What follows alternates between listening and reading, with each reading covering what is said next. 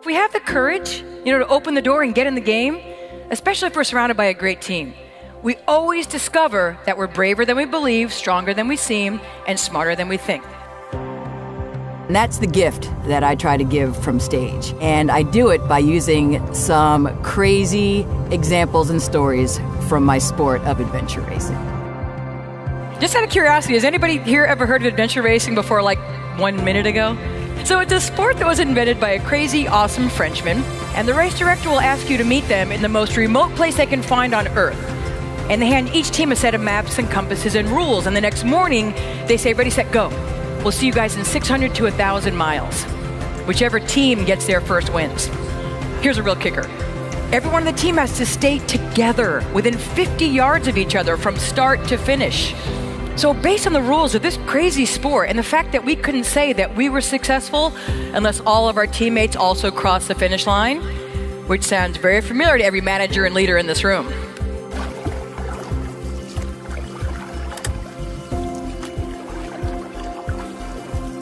Every successful business professional is in an adventure race every single day of your lives, and especially you guys, because you have a small team of men and women who are trying to make it through a seemingly endless series of checkpoints in pursuit of a nearly impossible goal, working against extreme time pressures and constantly changing conditions, and with the goal of doing it among the best of the best in the world.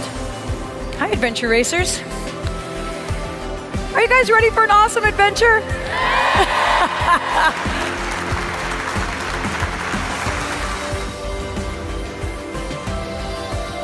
I'm honored to share with you guys what I've learned from some of the world's greatest extreme teammates about how we build and lead the kind of teams that succeed against the toughest of odds, year in and year out, no matter how difficult the challenge or how tough the climb.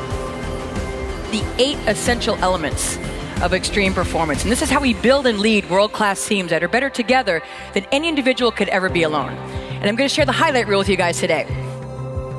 Helping your people become we thinkers versus me thinkers.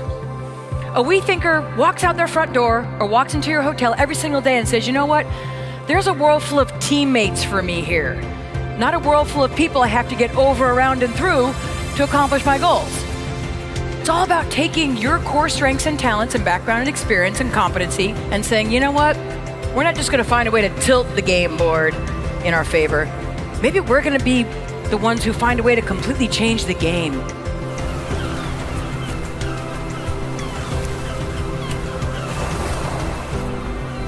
We never achieve our greatest height by stepping on somebody else's back.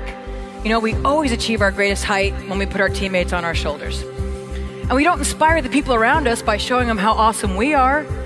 We inspire our team members by putting them on our shoulders and showing them how talented and useful and smart and worthy and amazing they are. Because at the end of the day, if you as a leader set out to inspire your people versus impress them, you can achieve both of those things.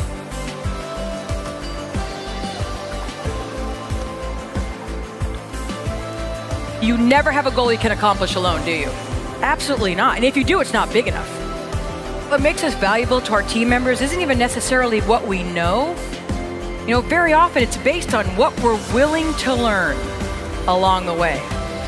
And very often the rookie on the team can bring such an interesting and unique background and perspective, they can be the linchpin to your team's success. Let's always find a way to capitalize on each other's strengths and throw a tow line to a teammate when the going gets tough for them. Because when you work with me, grabbing a tow line is never seen as a weakness. It's understood that that's how we win. And if you want to go fast, you can go alone. If you want to go far, you gotta go. Yes! Great leaders also embrace their challenges and setbacks when they happen, because they happen to all of us. Now, I had a small medical setback about 8 years ago. I discovered I had end-stage osteoarthritis in both my hips. But the neatest thing that these crazy metal hips led me to was the best thing that's ever happened in my whole life. And that's the inspiration to start the Project Athena Foundation.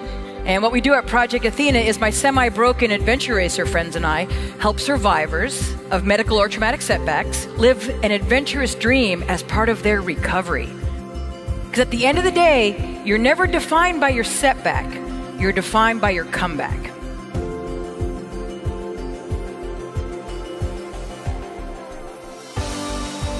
Pain is mandatory.